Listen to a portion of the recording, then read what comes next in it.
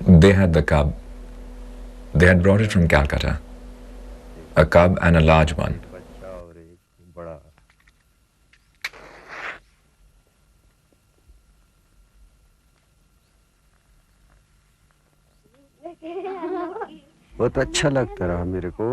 I used to like it very much, walking around with humans and all that. He had been trained. Here the cheetah had climbed up. When I notice him, I am watching from here. The cheetah is perched up there on the tree, and I'm looking at him. I'm very scared. These beads, necklaces, all finished. I threw them away.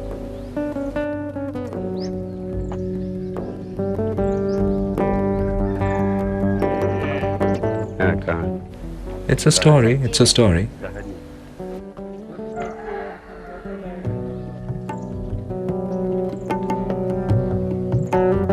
What's this?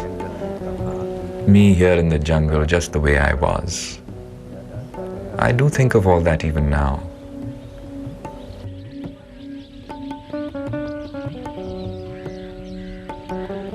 Something happened in between. Someone did something. I sense that very much. Something has happened in my head, my mind. I think that I feel like I'm crazy. I met Chendru. And Chendru was a very charming and lovely boy, intelligent. It was very easy to communicate with him. So I decided he could make the main role of the film. The main role in the film.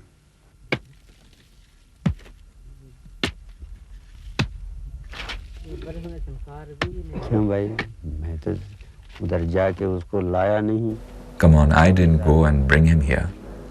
Where did they come from? I had never worked in a film. He made us do it. The establishment.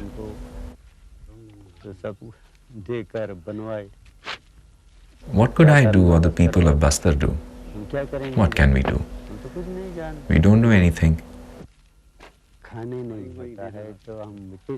When there's no food, we'll dig mud, take out a rupee or two, buy rice and eat. We don't have so much.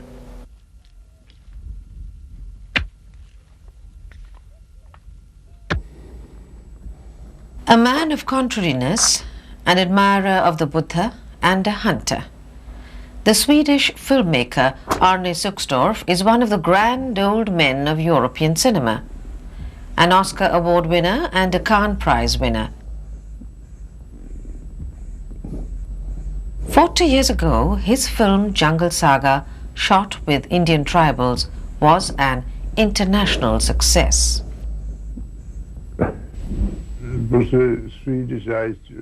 There's a Swedish writer, and he said to me that you have to go to Bastar and meet the Muria tribe. They're quite sensational, unique. But at that time, the Muria society was superior to the Swedish. I met all members of Gur Bengal, all of them. And I like to receive them, all of them. Very warm-hearted.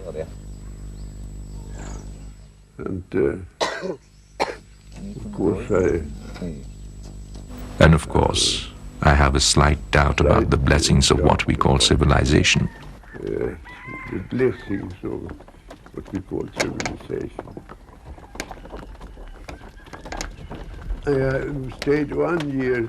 I stayed almost 1 year making research work before I started the film. This is Riga, a gaunt woman from the caste of weavers. She has married Chendru, a hunter from the tribe of Murias. In the view of the Murias, such a connection is a crime against the gods. a betrayal of one's own tribe. The story of Ginju's ostracism, a scapegoat of tribal taboos, echoes the ancient Nordic sagas. Only this is the Indian jungle. Human fate seems inevitably destined in this cruel, beautiful, wild nature. The village is faced with a leopard threat. Ginju feels his sin would be washed away if he frees the village from this threat.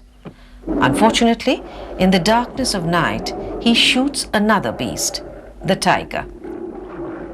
But the Murias hold the tiger in sacred esteem.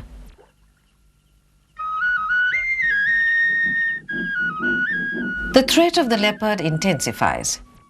Ginju has not only hurt his tribesmen by crossing the lines of taboo, now he has challenged the gods by inadvertently killing a tiger.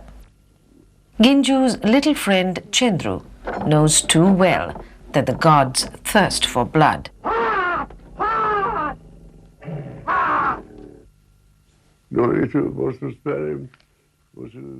It was a great surprise to me that it was so easy to direct them.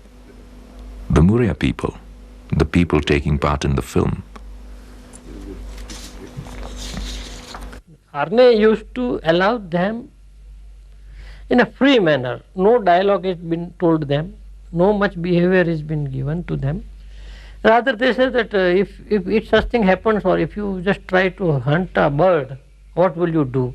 Do it. And in a very natural manner, they do it.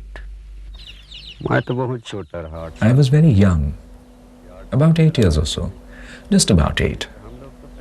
We all used to be very scared when we saw people like that in Bastar, you know. For about a year, he just stayed around. So we used to go there to see him. Then we just got trapped. We got involved with him. Then, after a year, he started the work. This has to be done, that has to be done, they used to say. And we did how they asked us to do it.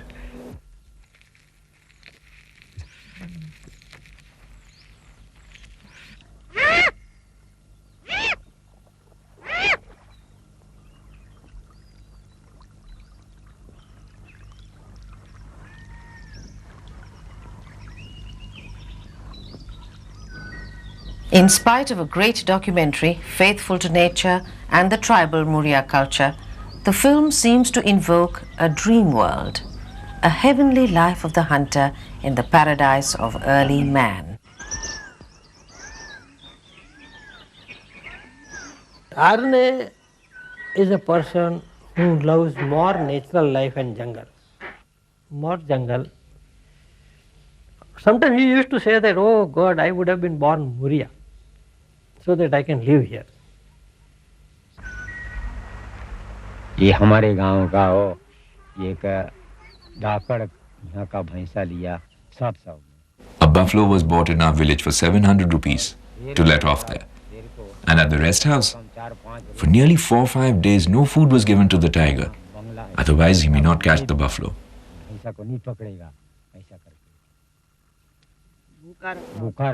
He was kept hungry. Whoa, whoa, he kept doing. During the filming of Jungle Saga, Astrid Bergman Suksdorf, Arne's wife at that time, was the set photographer. She also made a photo book with Chendru. Unawares, Chendru was a star. The book is all that is left with him from that time. I think it was very much that he was such a lovely boy, and I tried to find an idea, story. And as it was in the jungle, we live in the jungle, I found that if I could get a small tiger cub, then I could make a story that I had made in the book. And the tiger grew bigger and bigger.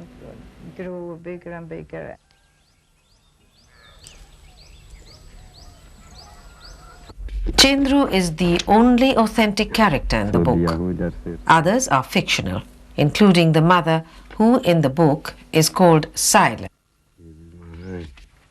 Here I'm standing, looking at mother. And the tiger's ready to sleep. On going to the gotul, a separate gotul name is given. Like that, for her also it was given, Sile.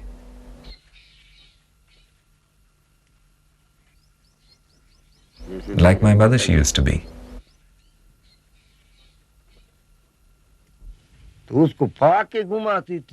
She used to take him for walks. She would not leave Chendru. She would not go anywhere without him. Wouldn't leave the car. Yes, the tiger had been really killed, the big one. The small one she took away. The lady killed the tiger. The Sahib was sitting in anger. The tiger was moving towards him. She just marked him in one time. Tha, fall, catch, boom, whatnot. We were all there at that time.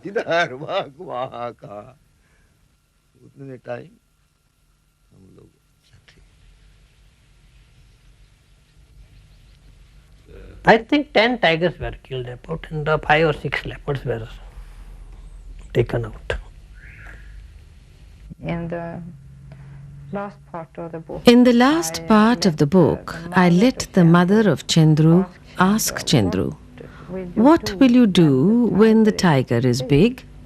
Oh, Chendru says, "I don't know, but I think that then I will ride out on my tiger in the jungle, and I will not be afraid of anything, because Tambu, my tiger, is my friend." And that is such an open finishing of the story, because everyone can understand that is not possible. But it's an open dream.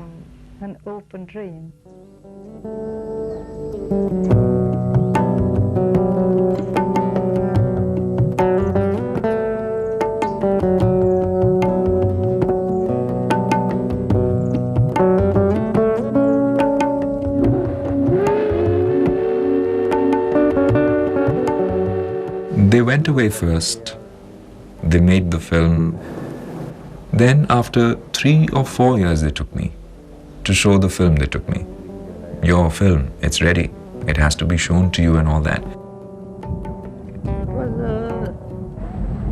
1958. Quite a hard time for getting in those years passport for a person like Chendru aboriginals. Then second problem was to convince these murias to take the boy away was also difficult. They may like you, do everything, but they may not trust you to take the boy out. At first, at the time when they took him, his physique was different. Then, the film that was made, in that, his face changed. Who knows who did what?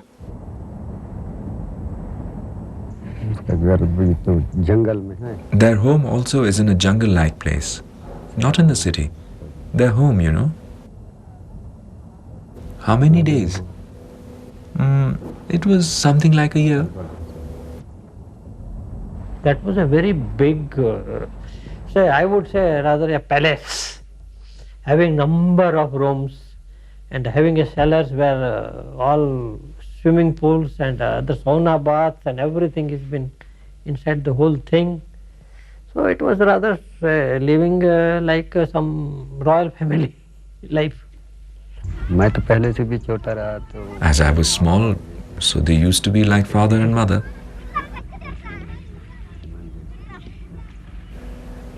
Not like a guest. Like their child, they used to keep me in their home. I remember too that he taught me smoking, those thin Indian cigarettes. I remember this very dark boy, very playful, open, and we had a great deal of fun together actually. And I remember when Chendru stayed here in Sweden for, I think, half a year or so. So he actually stayed here when wintertime was here. And he was so amazed that you could walk on the water. I think it was about 4 months. He was just one of our children. Quite natural, he came into the little group of children. He played with the boy in the same age. He was loved by the girls. Everything was very nicely. At that time, the main thing we were rather facing more, or rather say hard, is the press. They used to come by ship plane, and quite much with funfair and people and important person. Press conferences, lot of photographs of Chendru doing this. Chendru is standing in a modern kitchen. Chendru is whether he likes the food in Sweden or not. For Chendru, I think it was a dream-like world. A lot of people there used to come to see me. This is him, this is the guy. The film is screened here. We feel very scared. He walks with a tiger. How does he walk with the tiger?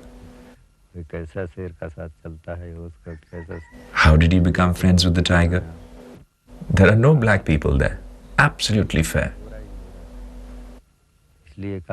So a lot of, to see a black man, from where he has come, how black is he, what kind of color does he have, very nice. I consider Chendru a tragic character. You see, fiction has been created around one individual, and to sell the product, they took Chendru to Europe, where this is not fiction. Here is the living Chendru. He was very popular, everybody liked him. He was very popular. Everybody liked him. I I wanted him to see from where we came, and so on. And maybe I had an idea of eventually adopting him.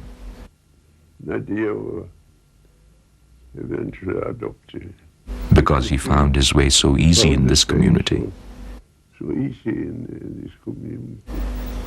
But thinking it over, I thought he should live a better life in Garbengal. He should live a better life in Garbengal. If all the people were so warm-hearted and so helpful and so fine in their relations with other people as the Muria people, then there should be no war, no problems. Then should be no war, no problem. If he had liked it himself, I would have been happy to have him as son. But according to Arne Suksdorf, at that time there were apparent difficulties in their marriage, which later led to divorce. Later, Arne moved to South America, where he went on to help tribals to win their rights. The Muria Society was in a very positive way socialistic actually, but it was balanced by poetry, by humanitarian ideas and so on. But paradise also has its flip side. Village folk mock about how Chendru let slip his possessions out of his hands. But no one guided the 10-year-old then. I had come wearing full trousers and all. Oh, the great guy has come, they used to say, and would come to see me from nearabouts. I continued wearing them till I left school. Then I also left wearing full trousers, and once again the same guy as before.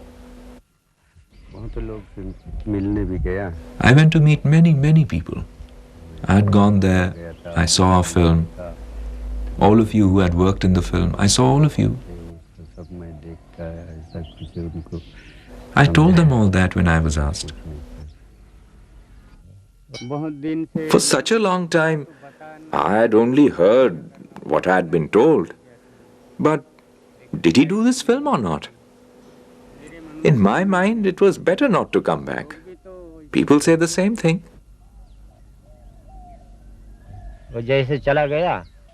He went away. 6-7 months he was in Sweden. Came back and became an absolute fool.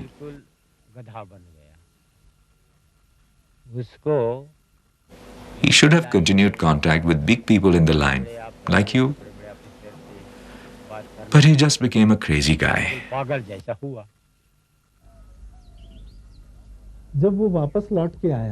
When he returned, here also he was a kind of oddity among his people.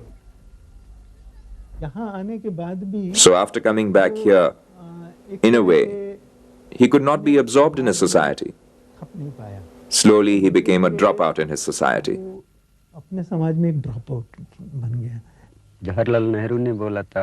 Jawaharlal Nehru had said, after studies I'll give you something. The meeting with him was in Bombay. When I returned from there, he said, get him educated. After he has studied, I'll give him whatever.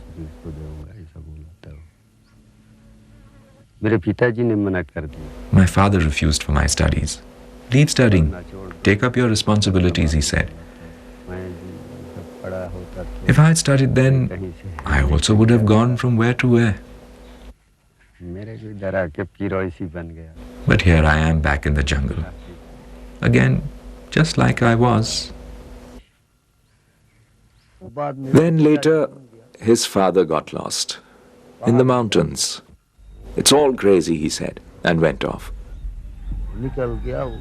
He picked up the pole and went off from the room. He died there, bitten, eaten up by a tiger. Since then, he has worried. Chendru retreated further and further into himself. For some time, when people questioned him endlessly, it seems he cursed loudly. Later, he lapsed into silence and enjoyed, as is usual here, the palm wine which nature readies overnight. The village folk call him Mandu, a man kind of lost in his world of drink. Normally, when visitors come, Chendru just disappears in the opposite direction.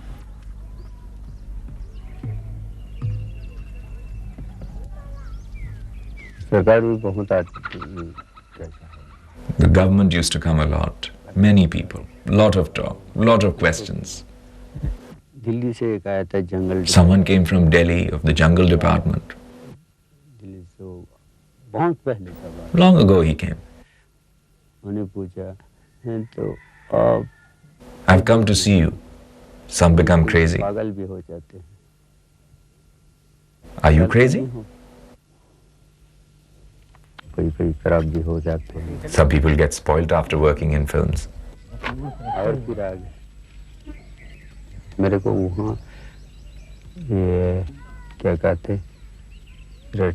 Used to call me to the government rest house for 1-2 days. Question, talk, it went on.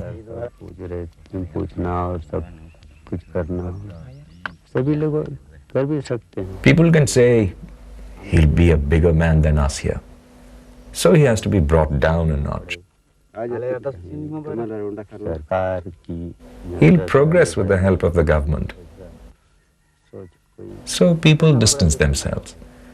And similarly, maybe I've got distanced. I don't know.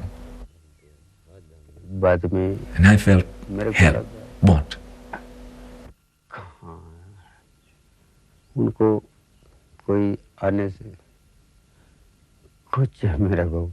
There's no help for me with anyone's coming. Fool. Why did I go? Fool to them.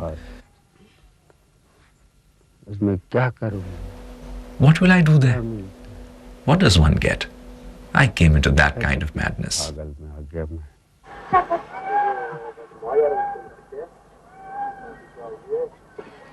40 years after the shooting, The inhabitants of Gar Bengal see the Jungle Saga film for the first time.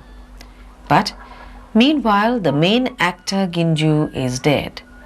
All through the years, hardly anyone really believed what Chendru told them about the film. Soon he stopped talking of it and lapsed into silence. Silence is happiness, he says. Twice we screened the film, and both times Chendru could not be seen around. He doesn't want to be put into a situation where he could be questioned and must talk.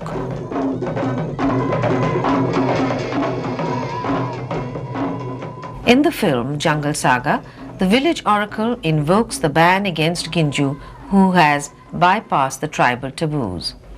Such ceremonies are carried out even today. Ginju has to leave the village along with his family.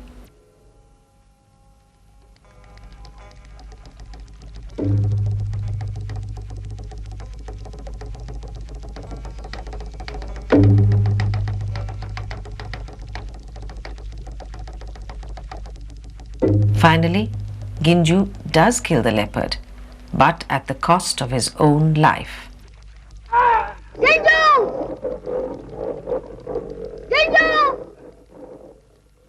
The dead Ginju will be worshipped like a hero.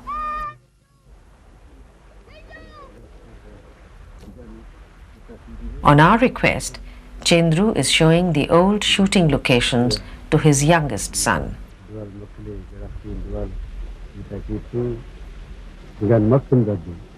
Chendru is visiting again for the first time after 40 years.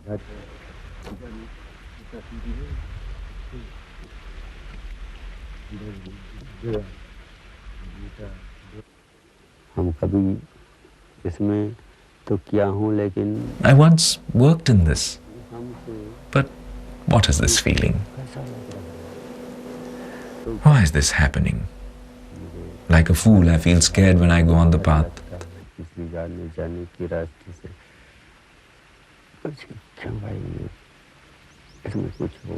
Something is wrong. Someone will bash me up. Stay out of the car's way. If I climb up a tree, I'll fall. Better not to climb.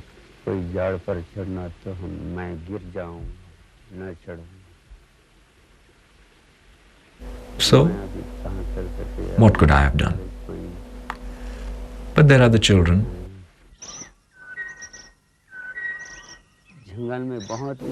There were so many wild animals in the jungles. There were so many of their sounds to hear. Hell, so many peacocks were calling out then. I really liked that very much. Now the jungles have been cut off. That's why it's necessary to study. If they learn, they can live, work for someone. Living here, the whole jungle will disappear. Nothing will be available anywhere. How will they be saved? People will die of the heat. If it becomes too hot, they will be only dying. The whole earth will get heated up. There will be nothing left.